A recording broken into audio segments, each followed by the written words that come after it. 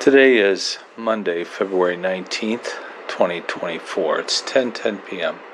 Just finished watching two movies. Actually, one, The Hill, about the life baseball hitter Ricky Hill and his struggle with degenerative spinal issues and broken ankle or hurt leg, and became a great hitter. The story was about his dad, who never saw him play because he felt like he should have been a preacher and thought he was wasting his time. And then he shows up at the final game, and when he makes his break to basically pass a tryout for the pros, and then goes on and plays 4 seasons with the Expos until his condition caught up with him and he was no longer able to play pro baseball, but lived a good life as a golf pro and a Little League coach. Then we watched Gran Turismo, which I've heard of, but I didn't know what it was about. And similar story, Gran Turismo, the video simulation of race car driving. They spent years developing it with a tremendous amount of accuracy. And the story of one sim driver and a promotion they did with Nissan to bring these simulation drivers into real cars and see how they would do. And Jan Malderud, I can't remember his last name, he won the Le Mans and has become a professional racing icon. Similar story, Dad didn't approve of it, but then shows up at the final race. And so we like those movies because it shows the triumph of spirit, will, and desire to achieve a goal. And both of these individuals had a very strong, from childhood, focus on attaining the goal, and they overcome all obstacles and they achieved their goal. That's the typical hero's journey in the movie. And I was thinking about that and why it is that we feel so good, and this is why I'm making this recording now, is because it's like when the Mel Reynolds high five principle of giving yourself a high five in the mirror. I've been doing it every night for over 2 years now. I draw a little hand on my journal, and I write the letter H5 with an exclamation point, and then 3 little squiggly lines indicate motion. And that's my high five to myself. And when I do that, I feel something inside of me. It's like I just feel like it's pumping up a ball. I feel like I'm literally, when I give myself multiple 10 high fives in a row, I feel like I'm just hitting the pup. I'm puppy Aaron. And it's a affirmation. It's a strong self-affirmation.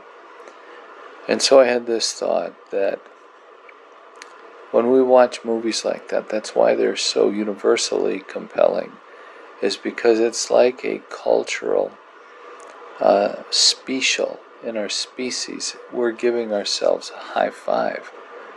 We're reminding ourselves that we are able to do these hard things. And when we see that, we are receiving, it's like our ancestors are giving us high fives. And we receive it. That's why we feel good. We relate to that. But then even more significant than that, I think it's also a reflection of the sovereignty. And by sovereignty, I mean the divine orchestration an architecture of everything. God, in His design, He created us with this capacity to design.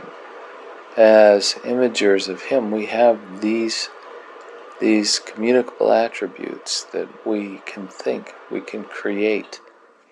We're able to do these things at remarkably, profoundly impactful ways when you think of all the technology that we've developed, and in how we've exercised dominion over the world in that regard to create tools and dwellings and sophisticated systems, and the medical science that has just moved forward so much.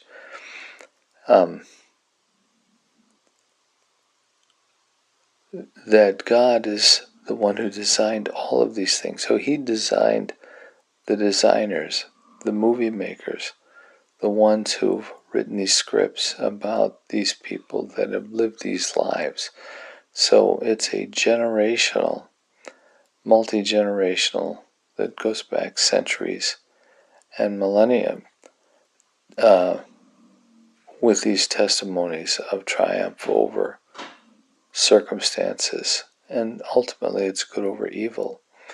And I think that's the story that the Lord wants us to hear. And the question I have for the believing community today, the evangelical community today, is, why is every story, good story, follow that pattern so strongly throughout different cultures throughout the world?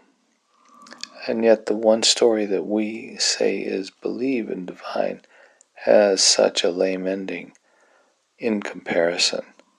And I think that's something really significant that needs to be dug into a little more so it can be described with more thought and purpose and clarity.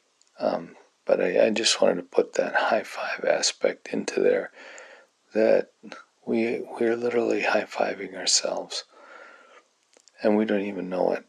We're being high-fived